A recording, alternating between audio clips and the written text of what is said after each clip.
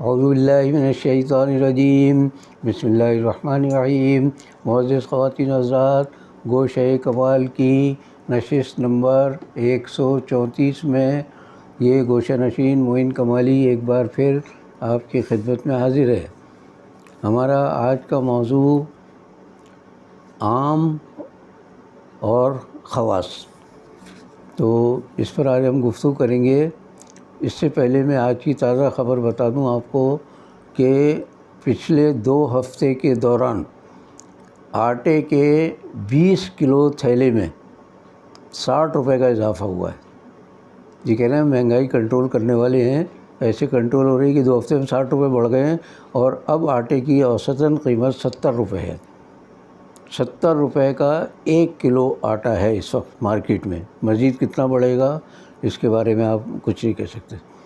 تو سوال یہ ہے کہ جب عام آدمی آٹے سے محروم ہوتے جا رہے ہیں تو پھر ہم یہ کر سکتے ہیں کہ آم کا موسم ہے، اور آم کا ہم جیسے آدمی تو صرف تذکرہ کر سکتے ہیں۔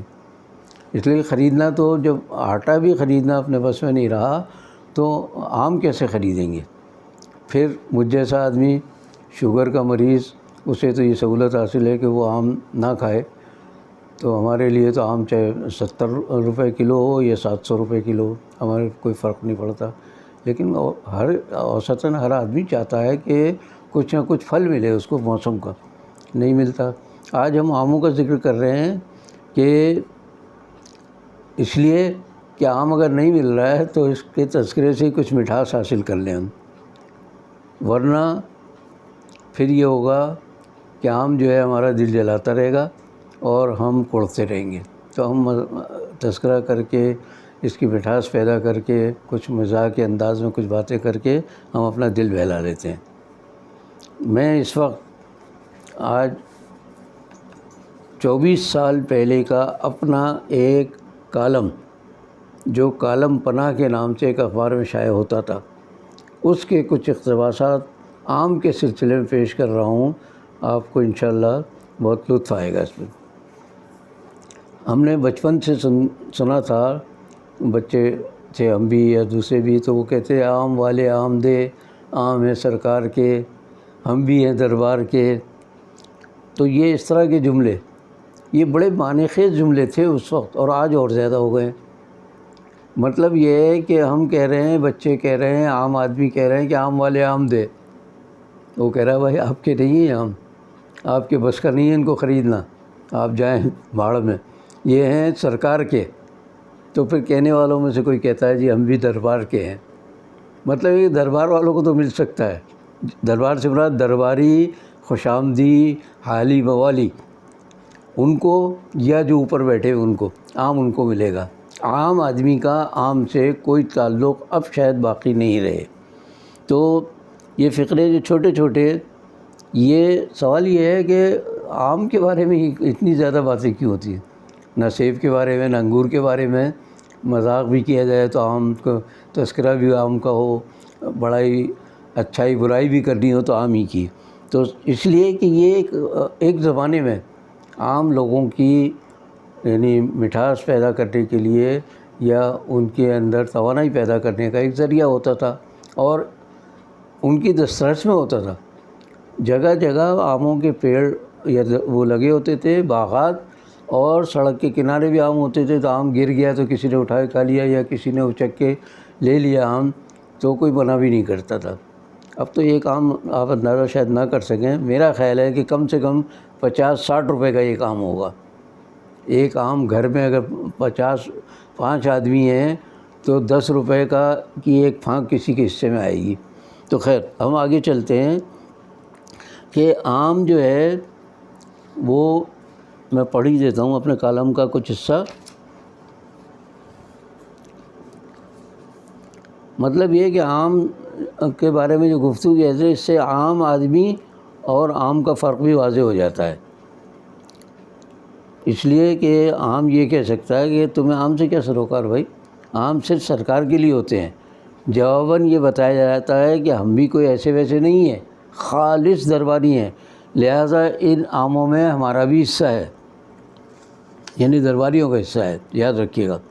فوری نہ صحیح، سرکار کے استعمال کے بعد گٹھلیوں میں کچھ اگر رس بچا رہ جائے گا تو کم از کم وہی ہمیں مل جائے گا۔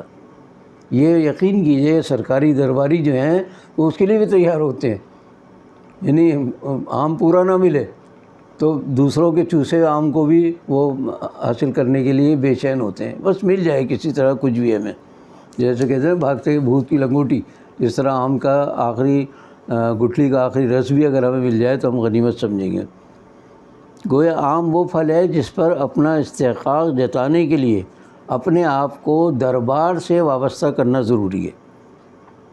نہ آم اور نہ آم کا رس عام آدمی کی بس کی دسترس میں نہیں ہے۔ اب ہم اپنے آپ کا مقابلہ آم سے کر سکتے ہیں کہ یہ دور آمرانہ نہیں عامیانہ ہے، جس میں عام آدمی کے نام پر حکمرانی کی جاتی ہے، چاہے خود اسے آم کی گٹھلی کے برابر بھی نہ سمجھا جاتا ہو۔ یعنی عوام کے نام پر جو حکمرانی ہوتی ہے اس میں آم کی کوئی حیثیت نہیں، آم کی گٹھلی کے برابر بھی حیثیت نہیں ہے اس کی۔ آم کو پھلوں کو بادشاہ کہا جاتا ہے، اس لیے یہ عام لوگوں کو منہ نہیں لگاتا، ظاہر ہے بادشاہ کس کو منہ لگائے گا۔ ان شاہ صاحب کی جسامت، رنگت اور خوشبو دیکھ کر ہی عام آدمی کا سر نیاز خم ہو جاتا ہے اور وہ بڑے عز سے اور انکسار سے یوں ہم کلام ہوتا ہے۔ اب سنیے کس طرح عام آدمی ہم کلام ہوتا ہے۔ اے پھلوں کے بے تاج بادشاہ، تو عام اور میں ایک عامی، تو سراسر خوبی اور میں سرتاپا خامی، تو مجسم خوشبو اور میں سراپا بدبو، تو ایک شیریں میوہ اور میں ہمہ وقت تلخی میرا شیوا، تو میوہ اور میرا یہ شیوا تلخی۔ تجھے لوگ محبت سے چوستے ہیں اور مجھے نفرت سے نچوڑتے ہیں، بالخصوص سیل ٹیکس اور انکم ٹیکس کے اہلکار اور گرا فروش دکاندار۔ جیسے میں نے بھی بتایا گندم کی جو قیمت ہو رہی ہے، تیرا خوش ذائقہ مربع بناتے ہیں اور مجھے چٹنی کر کے کھاتے ہیں، تجھے چھری چاقو سے کاٹتے ہوئے سلیقہ اور احتیاط سے کام لیتے ہیں اور مجھے ٹی ٹی کلاشنکوف سے بے دردی کے ساتھ چھلنی کرتے ہوئے بھی ذرا نہیں جھجکتے۔ اس لیے میرا تیرا کیا مقابلہ، میں نیچے سے اگتا ہوں اور تو اوپر سے ٹپکتا ہے، ہمارا ابھرنا بھی ناپسندیدہ اور نامطلوب اور تیرا سر پر گرنا بھی گوارا اور مرغوب۔ غرض ہے کہ آم کا شاہی پھل ہونا آج بھی قائم و برقرار ہے۔ ماضی میں تو صرف نام کے لیے ہوتا تھا بیچارہ وہ، لیکن آج تو حقیقت یہ ہے کہ آم اور آم جیسے خواص یہ سب ایک جیسے ہیں۔ اس کا موسم آتے ہی سردار و زمیندار، میر و پیر، سرمایہ دار و ساہوکار سب ایک دوسرے کو آموں کی ڈالیاں بھر بھر کے تحفے میں پہنچاتے ہیں۔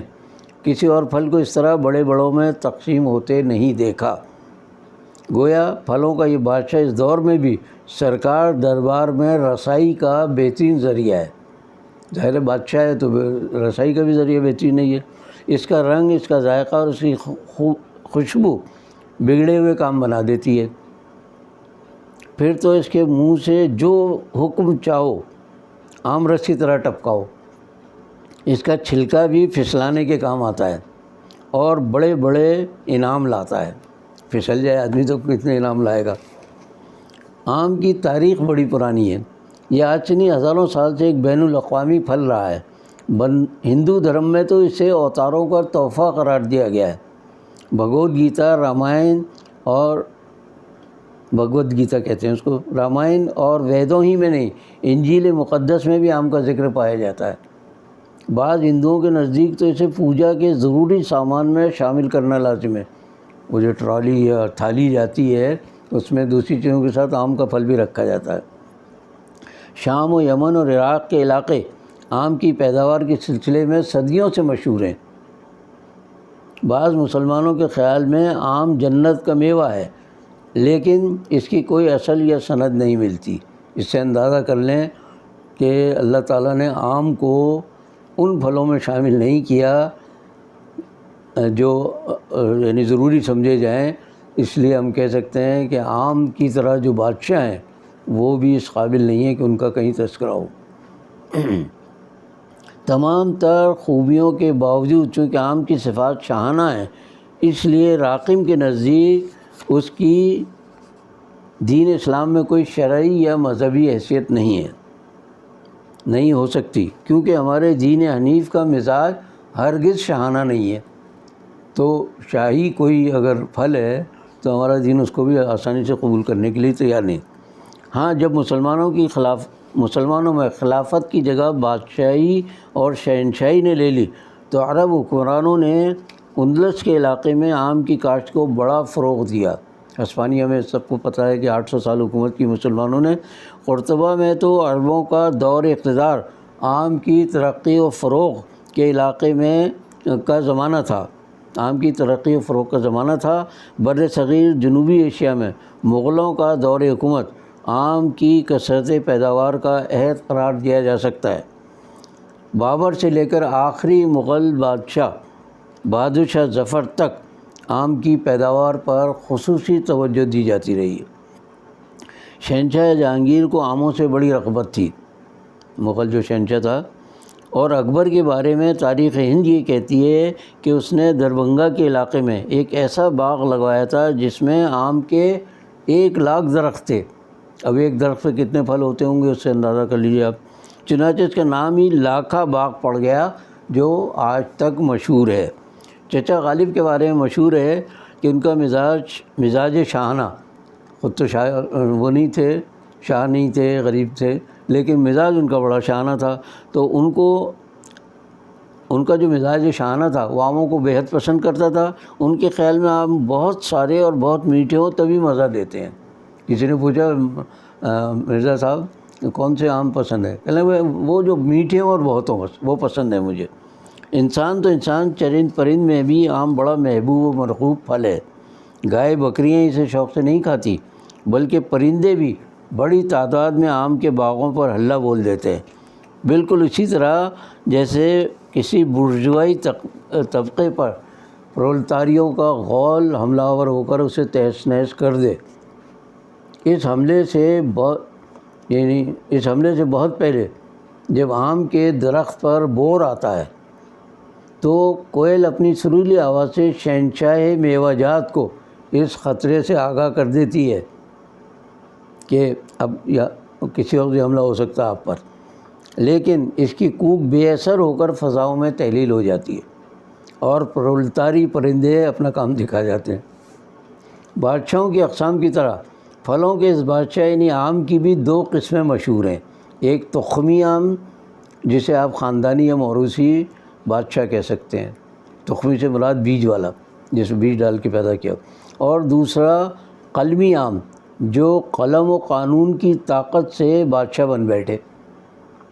تخمی آم کا درخت دیر سے باراور ہوتا ہے، یعنی اس کے درخت میں پھل دیر سے آتا ہے، لیکن جب یہ تناور پیڑ کی شکل اختیار کر لے تو بڑا گھنا اور سایہ دار ہوتا ہے، اور اس کی فصل سے لوگ برس تک استفادہ کرتے ہیں۔ یہاں بھی بتا دوں میں کہ استفادہ حاصل کرتے ہیں، لوگ کہتے ہیں یہ غلط لفظ ہے، یا تو حاصل کرتے ہیں یا استفادہ کرتے ہیں۔ تخمی آم کے بعض درخت تو 50 سال سے زائد مدت تک پھل دیتے ہیں، تخمی آم کے، یعنی اصلی جو آم ہوں گے۔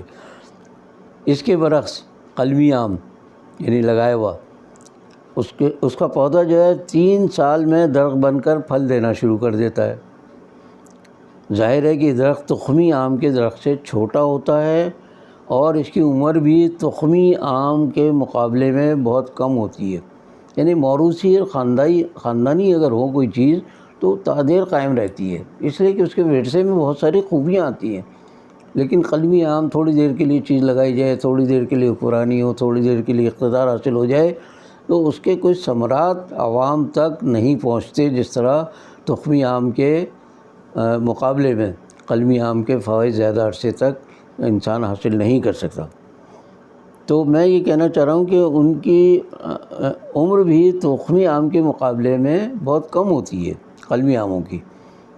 قوانین کا کوئی ریلا یا جمہور کی کوئی بھی آندھی اس کے پھلوں کو شاخوں سے ٹپکا کر درخت کو بھی جڑ سے اکھاڑ پھینک سکتی ہے، یعنی اس کی جڑیں بھی پائیدار نہیں ہوتی قلمی آم کی۔ تو میں آج یہ آموں کا تذکرہ جو کیا ہے تو میری اپنی اور غریبوں کی محرومی بھی اس میں شامل ہو گئی ہے، اور اشارتاً بتا دیا گیا ہے کہ کس طرح کے آم اگر ہمیں حاصل ہوں خواص کی صورت میں، مختصر لوگوں کی صورت میں، اداروں کی صورت میں، تو وہ اگر تخمی ہیں، خاندانی ہیں، ان کے اندر کچھ تجربہ ہے، کچھ سمجھے علم ہے، ورثے میں کوئی اچھائیاں ملی ہیں، تو وہ تو کام آ سکتی ہیں۔ ورنہ آج دیکھ لیجیے جیسا آج ہمارا حال ہے کہ جس طرح قلمی آم جو ہیں آتے ہیں تھوڑے دنوں کے لیے، پھر جڑ سے ذرا سی آندھی آتی ہے اور جڑ سے درخت تک اکھڑ جاتے ہیں۔ اللہ ہم سب کو محفوظ رکھے آندھیوں سے، ہر قسم کی بلاؤں سے، مصیبتوں سے۔ اور آخر میں آپ سے میرا وہی مخلصانہ سمجھ لیجیے کہ التجا کہ میرے اس پروگرام کو سبسکرائب کریں، لائک کریں اور شیئر کریں، آپ کی بڑی مہربانی ہوگی۔ اللہ حافظ۔ باقی بشرط زندگی باقی۔